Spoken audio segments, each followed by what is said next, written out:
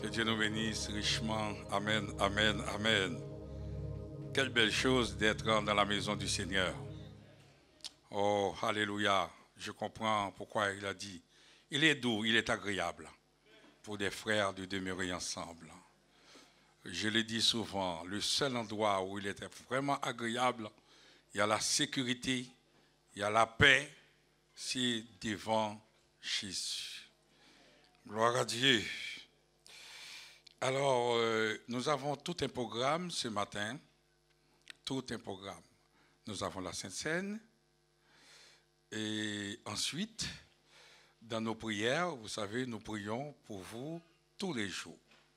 Et avec Sœur Luc, eh bien, Dieu nous a révélé de prier, parce que comme nous vous accompagnons tous les jours le soir dans les prières, avec tout un groupe, puisque nous prions en ligne, eh bien, Dieu nous a révélé de prier aussi avec vous à l'église. Et de même, réétablir l'imposition des mains avec l'onction d'huile, parce qu'il y a des besoins spécifiques. Il y a des frères et des sœurs qui n'ont pas le temps, malheureusement, d'être en ligne, et Dieu nous demande de les faire. Ce matin, non seulement nous allons introduire, peut-être faire des prières communes dans un premier temps, c'est tout un programme que Dieu nous donne de faire. Et quand je suis arrivé, il y a le pasteur Olivier qui vient me dire dans les oreilles, « Pasteur, est-ce que tu n'as pas l'onction d'huile qu'on faisait là, de l'huile, est-ce que tu n'as pas ?» J'ai dit, mais pourquoi? Il m'a dit, Dieu m'a révélé qu'il faut faire l'onction d'huile à l'église. Alléluia. Gloire à Dieu. Gloire à Dieu, il est là, mes bien-aimés. On ne peut pas raconter sous la chair des choses. Donc, il y a un programme pour vous. C'est pour cela, donc on va premièrement prier. Je vais introduire quelques paroles fortes sur le thème de l'amour. Comment aimer Dieu, vraiment? Est-ce que l'amour qu'on a, est-ce que c'est seulement ça, ou bien est-ce que Dieu nous demande encore autre chose? Et ça doit conditionner notre marche avec Dieu sur cette terre, puisque l'amour ne périt jamais. On va voir l'amour là-haut. Et nous allons essayer, mes bien-aimés, comme je vous ai dit, puisque l'amour c'est trop riche, c'est trop vaste, c'est trop immense, introduire ce thème et vous donner des pistes de réflexion, l'envie de connaître l'amour de Dieu, de travailler l'amour de Dieu. Et vous allez voir, nous allons voir, mes bien-aimés, qu'on était malheureusement très éloigné de la pensée même de Dieu pour son amour. On fait des choses en pensant bien faire et tout ça. J'ai quelque chose à vous dire ce matin. J'exhorte de temps en temps. Mais avec tout le respect que j'ai pour l'Église, pour les personnes.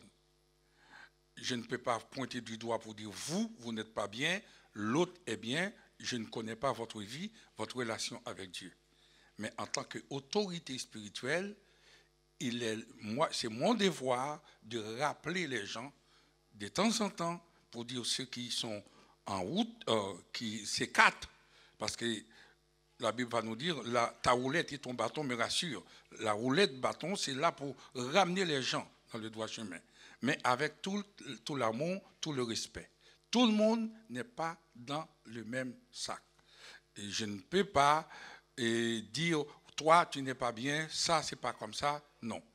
Ne prenez pas des choses qui ne sont pas pour vous. Si ce n'est pas pour vous, dites merci Seigneur. Et même si ce n'est pas pour vous, Seigneur, fait en sorte que ce soit jamais pour moi. Amen, mes bien-aimés. C'est ça, parce que nous sommes appelés, vous et moi, à travailler de mieux en mieux à l'œuvre du Seigneur. Alors, le thème, nous allons lire beaucoup. 3, comme ce sont des pistes de réflexion. Alors, le thème, on va remettre encore pour afficher le thème. Comment aimer Dieu, tout simplement? Quelle question un peu bizarre. Hein? Comment aimer Dieu? Si vous êtes là, vous aimez Dieu. C'est un peu logique. Hein? Et pourquoi je pose cette question maintenant à l'Église? Je devais poser la question peut-être ailleurs, mais à l'Église. Donc, nous allons voir, mes bien-aimés, des choses, peut-être des progrès à faire sur certains points, sur certaines petites choses insignifiantes peut-être, mais qui est pour Dieu d'une grande valeur. Que Dieu nous bénisse ensemble ce matin, que nous puissions sortir richement bénis sous la gloire avec la puissance de Dieu. Et que le Saint-Esprit puisse lui-même, maintenant, nous enseigner ce matin sur ce qu'il est même, qu'est-ce qu'il attend de chacun de nous. Je vais lire maintenant Deutéronome 6, verset 4 à 9. Ensuite, Marc 12, 28, 31. Ensuite, 1 Corinthiens 13, que vous connaissez bien. Et déjà, c'est même pas la peine de prêcher en faisant les 3 lectures, parce que ça se complète. C'est tout un message pour vous, c'est tout un devoir à faire à la maison, si ce n'est pas pour toute notre vie, nous-mêmes, vous et moi. Alors, Deutéronome, écoute Israël, l'Éternel notre Dieu est le seul Seigneur. Tu aimeras l'Éternel ton Dieu de tout ton cœur, de toute ton âme et de toute ta force. Et ces commandements que je te donne aujourd'hui seront dans ton cœur. Tu les inculqueras à tes enfants. Tu en parleras quand tu seras dans ta maison, quand tu iras en voyage, quand tu te coucheras et quand tu te lèveras. Tu les liras comme un signe sur tes mains et ils seront comme des frontaux entre tes yeux.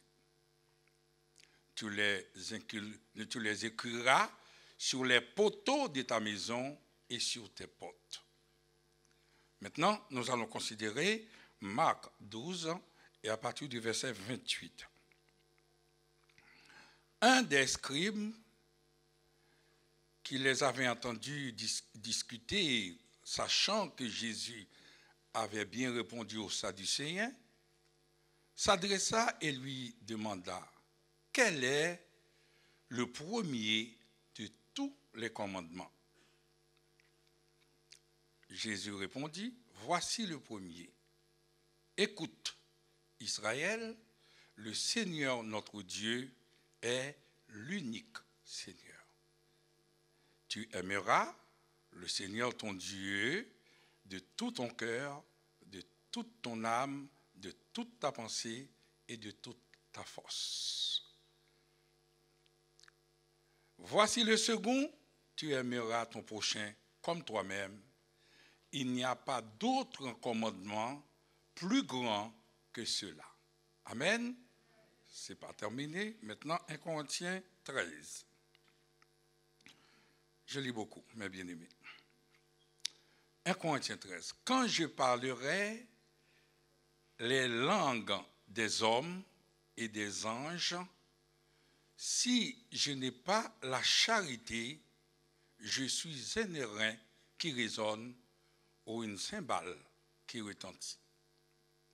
Et quand j'aurai le don de prophétie, la science de tous les mystères et toute la connaissance, quand j'aurai même la foi jusqu'à transporter des montagnes, si je n'ai pas la charité, c'est-à-dire si je n'ai pas l'amour, je préfère le mot amour, parce que charité maintenant c'est un peu, vous voyez, c'est pour cela les traductions, ça bien souvent ça rend service, ça facilite la compréhension, mais ça diminue aussi la force des mots.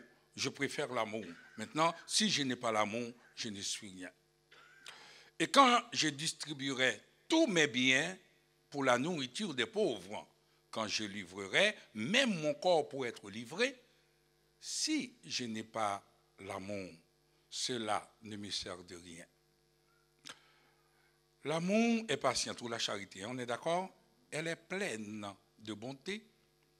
La charité n'est point envieuse. La charité ne se vante point. Elle ne s'en faut point d'orgueil. Elle ne fait rien de malhonnête. Elle ne cherche point son intérêt. Elle ne s'irrite point. Elle ne soupçonne point le mal. Elle ne se réjouit point de l'injustice, mais elle se réjouit de la vérité. Elle excuse tout, elle croit tout, elle espère tout, elle supporte tout. La charité ne périt jamais, ou l'amour ne périt jamais. Les prophéties prendront fin, les langues cesseront, la connaissance disparaîtra, car nous connaissons en partie et nous prophétisons en partie. Mais quand ce qui est parfait sera venu, ce qui est partiel disparaîtra. C'est tout un programme. Lorsque j'étais enfant, je parlais comme un enfant. Je pensais comme un enfant. Je raisonnais comme un enfant. Lorsque je suis devenu homme, maintenant, je suis devenu homme, j'ai fait disparaître ce qui est de l'enfant.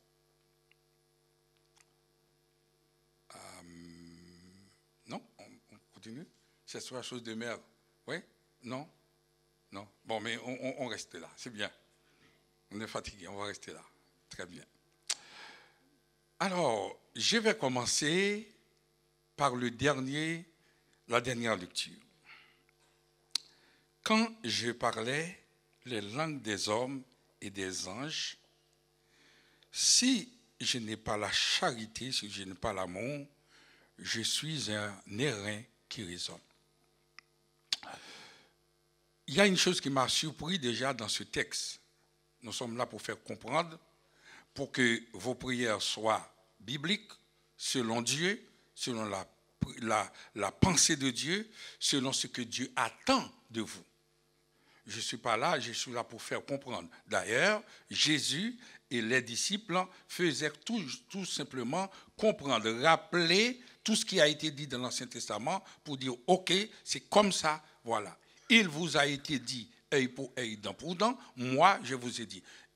On est là pour faire comprendre, pour que votre adoration soit plus efficace devant Dieu, pour que vous ne demandiez pas comme ça, mais que vous puissiez frapper à la bonne porte et que la grâce de Dieu puisse couvrir maintenant vous-même, vos enfants, votre santé, tout ce que vous entreprendrez en Christ.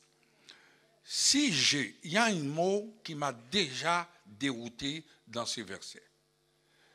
L'apôtre Paul ne pointe pas les doigts pour dire si vous parlez, si tu, toi. Il dit moi, si j'ai.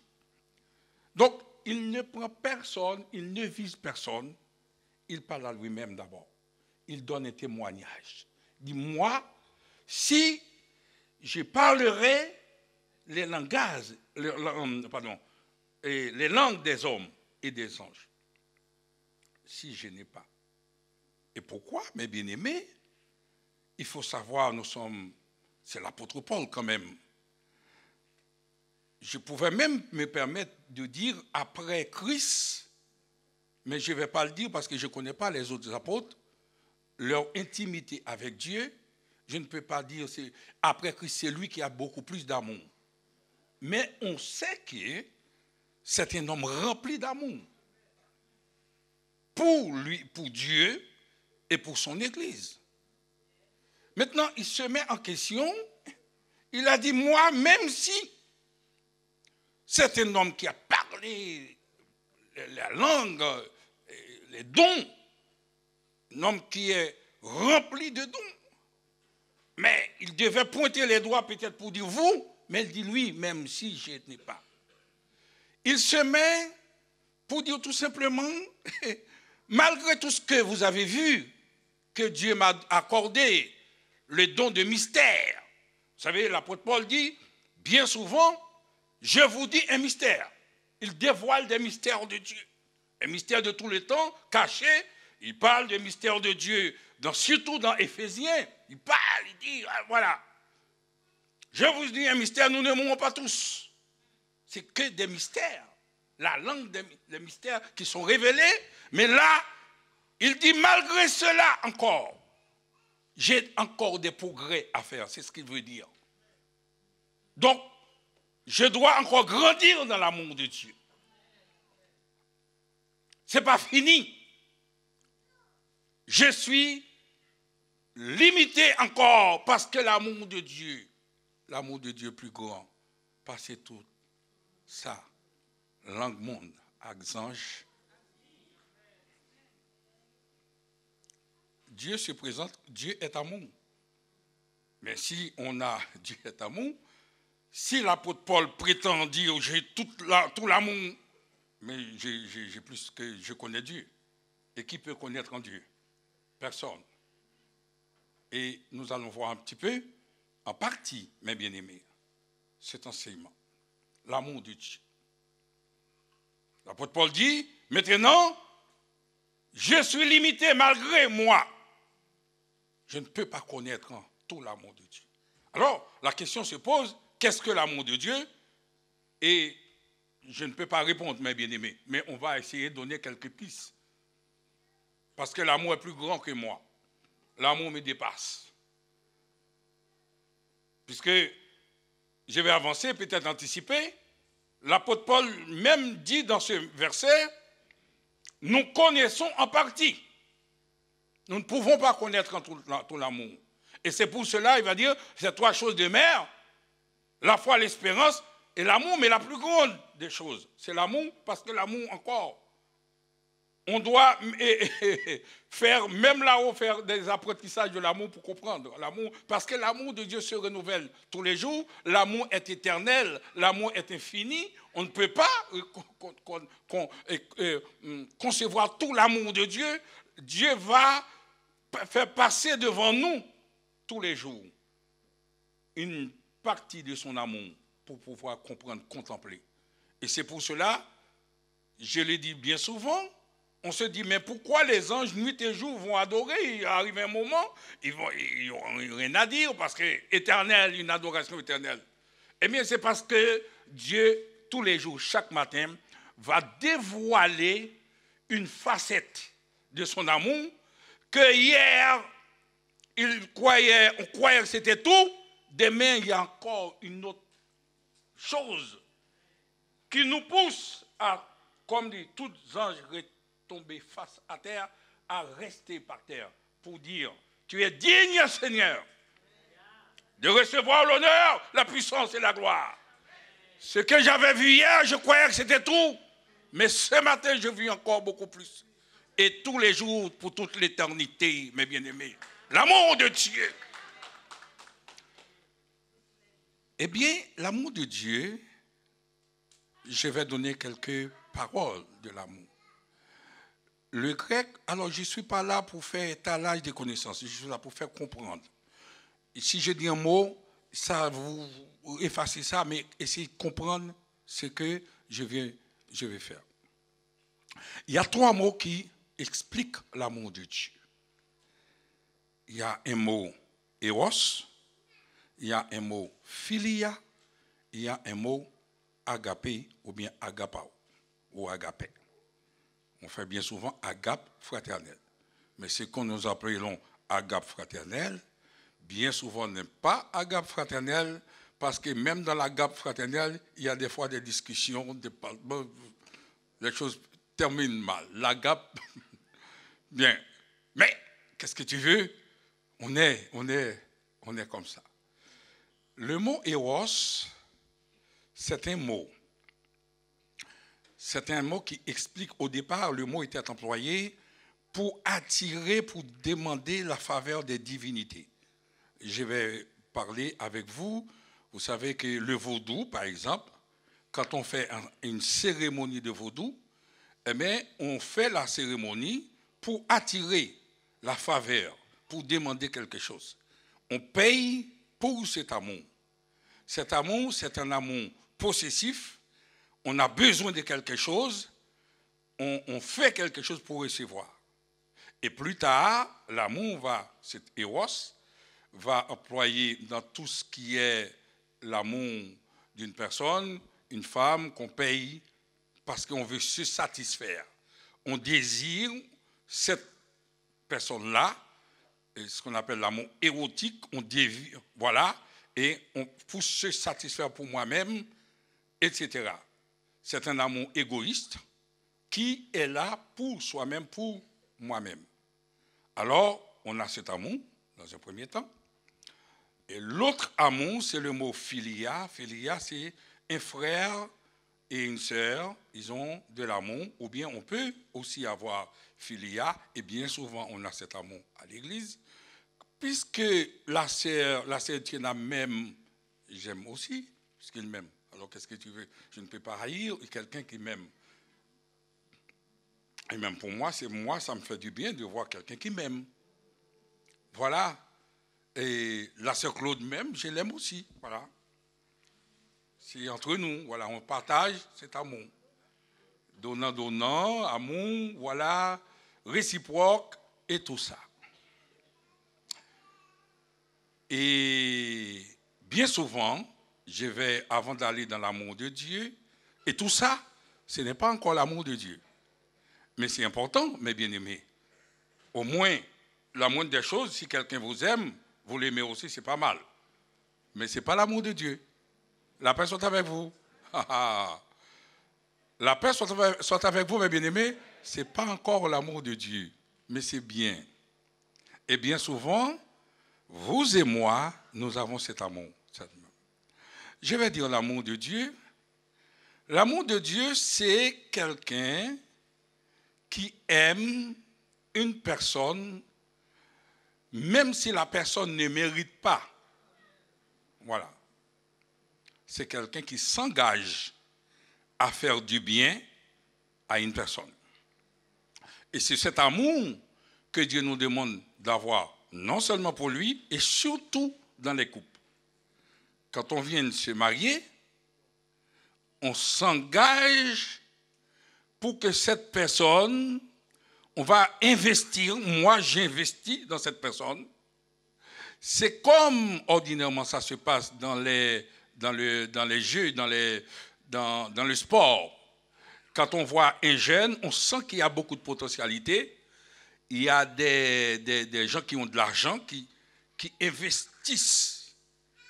Je pense que cette personne va devenir, j'investis, je vais aider, je vais tout faire parce que je sens qu'il a une sorte de potentialité. J'investis, mais quand on investit, on peut perdre aussi de l'argent. Mais on croit à l'avenir de la personne. Même ça encore, puisque la Bible va nous dire dans Éphésiens 5, quand il va parler de l'amour, il va dire personne n'a haï son propre corps, il l'a nourri, il en prend soin. Il a dit, Dieu, je vous dis un mystère, je l'ai dit par rapport à Christ et à l'église, je vais aller vite, mes bien-aimés. Il a dit, il va prendre l'église pour faire paraître cette église devant lui, belle, glorieuse, sans tache ni ride. Mais qui est l'église que Dieu, qui va devenir sans tache ni ride?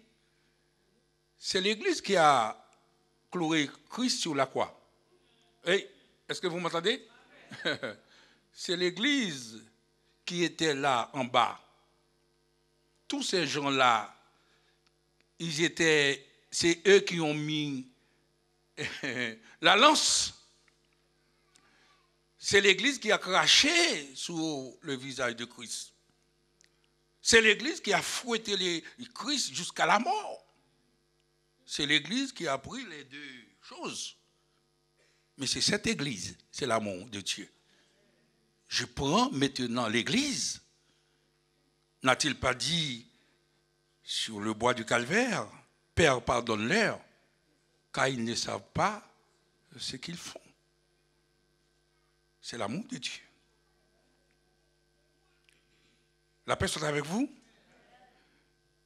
Bien souvent, voilà, nos prières sont très mal, la plupart des prières, bien entendu, très mal orientées.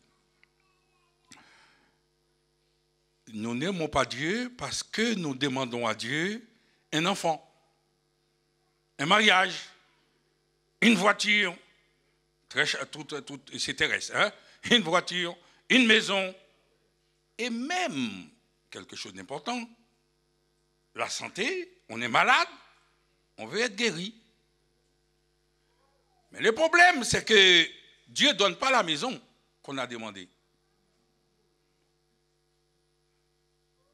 Puisque Dieu ne donne pas la maison, il n'est pas bon, il est éliminé là maintenant. On va mettre voilà.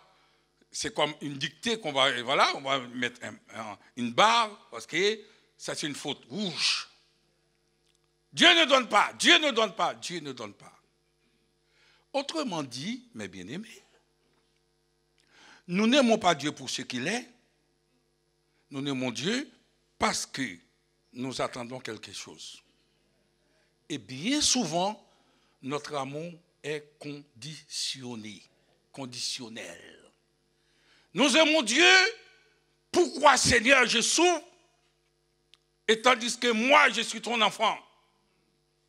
Il faut claquer les doigts. Et c'est pour cela qu'il y a des hommes maintenant qui viennent avec de l'huile qui passe parce que vous aimez ça, vous tombez par terre, vous réveillez, voilà. Parce qu'il faut des résultats. Nous aimons apprivoiser Dieu, domestiquer Dieu, réduire Dieu à notre petite pensée minable. Qu'est-ce qu'une bénédiction pour une personne, déjà? Qu'est-ce qu'une bénédiction? Ce n'est pas la maison, la bénédiction. La personne avec vous, mes bien-aimés.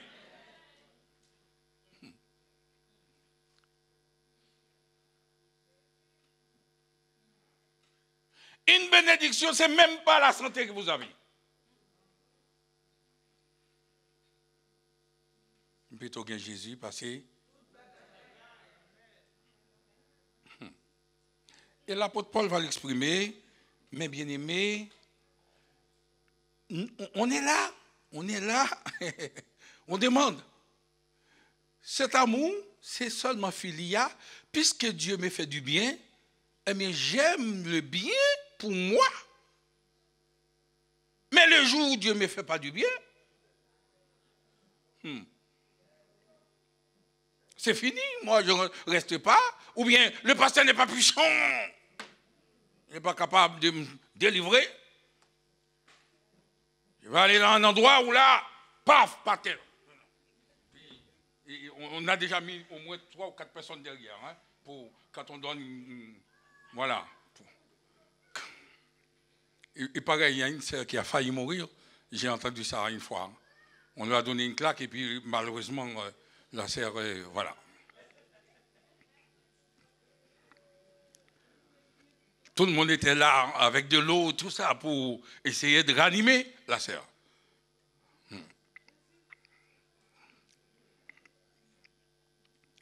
On aime ça. Ouh! Vous savez, ces pasteurs-là, il y a beaucoup. Et tu veux de l'argent, là tu cliques. Tout de suite. C'est comme en Haïti, mes bien-aimés. C'est le vaudou d'une manière générale. Appelons un chat, vous payez pour avoir quelque chose. Mais les gens, pourquoi vous critiquez les autres qui prennent de l'avion pour aller aussi? C'est pareil. C'est exactement pareil, mes bien-aimés. Mais, tout ça, mes bien-aimés, je vous dis une chose. J'avais promis de ne pas rester longtemps, mais c'est mon introduction. Dieu, je vous dis une chose. Comment comprendre une bénédiction de Dieu? Si Dieu ne donne pas une maison, si Dieu ne donne pas un travail, si Dieu ne donne pas un enfant, si Dieu ne donne pas, oui. Mais est-ce que c'est une punition ou c'est une bénédiction? Que Dieu nous donne la sagesse de comprendre. Apprends-nous à bien compter nos jours afin que nous appliquions nos cœurs à la sagesse. Est-ce que c'est parce que Dieu ne donne pas? Il y a une chose que Dieu ne sait pas faire. Vous voyez, il ne sait pas faire. Et pourtant, Dieu, il est tout puissant. Il ne sait pas faire le mal. La personne avec vous. Si Dieu vous invite à quitter la gloire de son ciel, à envoyer son Fils pour vous, et même à donner au Saint-Esprit de témoigner dans votre vie, c'est parce que vous êtes convaincu du péché, c'est ce qu'il a dit. Vous pensez que maintenant vous êtes venu ici, c'est parce que vous savez que, maintenant le Saint-Esprit rend témoignage, montre maintenant que vous avez besoin d'un sauveur. Et pourtant, c'est Dieu maintenant vous punit, vous donne pas ce que vous voulez. Non, mes bien-aimés, c'est parce que vous comprenez mal. Et c'est le diable qui a semé ça. Et on va enlever ce venin au nom de Jésus. Gloire à Dieu. Quand Dieu ne donne pas, ce que vous appelez pour vous bénédiction n'est pas bénédiction pour Dieu. Il est le Dieu omniscient. Il est le Dieu omniscient. Il vous donne la voiture, il sait que vous êtes trop émotionnel. Au premier virage, vous allez faire un accident. Quand vous voyez un gros camion qui arrive, vous perdez le sang-froid, c'est vous qui allez entrer sous le camion. Dieu a dit non, il n'y a pas de... Voilà. La personne avec vous, mes bien-aimés. Mais il vous aime. Donc, ce que vous appelez malédiction, c'est une grâce de Dieu, mes bien-aimés.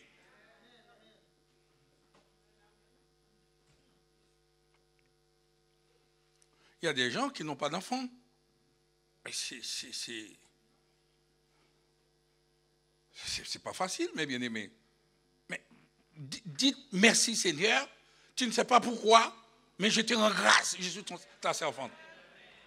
Je vais donner un exemple, puisqu'on approche de la Noël, pour terminer, parce que, vous savez, il y a trop de choses à dire, mais je n'ai pas... voilà. Et parlons de Marie, par exemple. Marie, on n'est pas compte? Une jeune fille en Israël, je vais dire un mot créole, qui va faire petite sans papa. L'humiliation pour cette jeune fille. On est en Israël en plus, hein? C'est pas ici maintenant, c'est pas grave. Oh. On a des copains à droite à gauche, il y a des Français même pas pour qui. Alors, mais on est en Israël. On va faire un enfant. Voilà ce que Marie a dit. Oh, mes bien-aimés, que Dieu nous donne cette réponse pleine de sens, de révélation et de vision. Marie va dire, quand l'ange a appris à Marie, tu vas devenir enceinte. C'est chaud, comme disent les jeunes. Marie va dire, je suis ta servante. Seigneur, je suis ta servante. Qu'il me soit fait selon ta volonté.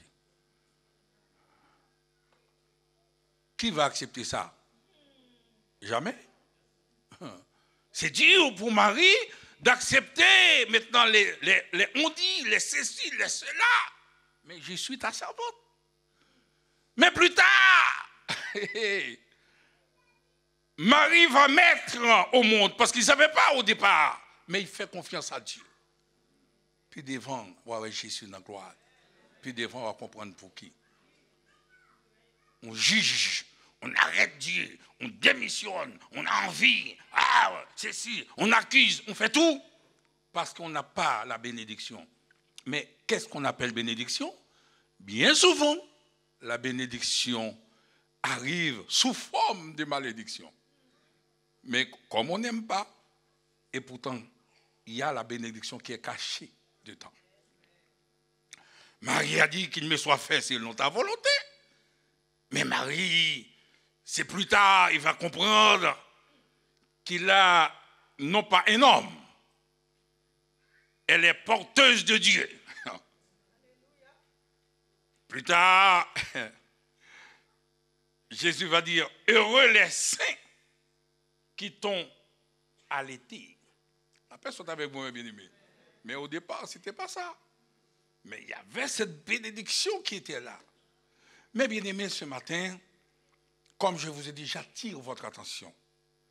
L'amour de Dieu, on laisse l'Église. Ah, moi, il y a 1000 raisons.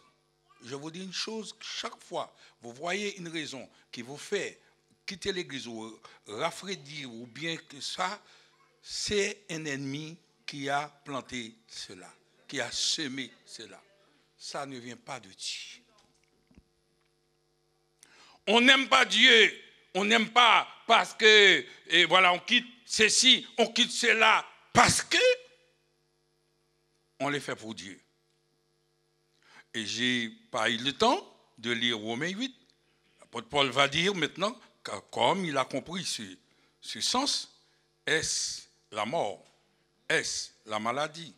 Est-ce la nudité? Est-ce? Il donne toute une liste pour terminer, pour dire, rien ne peut me séparer de l'amour de Dieu. Vous êtes à l'église, vous êtes sur cette terre, rien ne se fera comme. Mais pour Dieu, je vais chanter. Pour Dieu, je vais faire la régie. Pour Dieu, je vais jouer. Pour Dieu, je vais prier. Pour Dieu, si on n'a pas Dieu d'abord, et tout va passer à côté. La personne avec vous, mes bien-aimés, tout va passer à côté. Mais si c'est Dieu d'abord, je répète, comme un marteau aussi, Dieu d'abord. Mes bien-aimés, ce matin, sorti avec Dieu d'abord. Et les autres, on verra. Parce qu'on vit dans un monde de péché.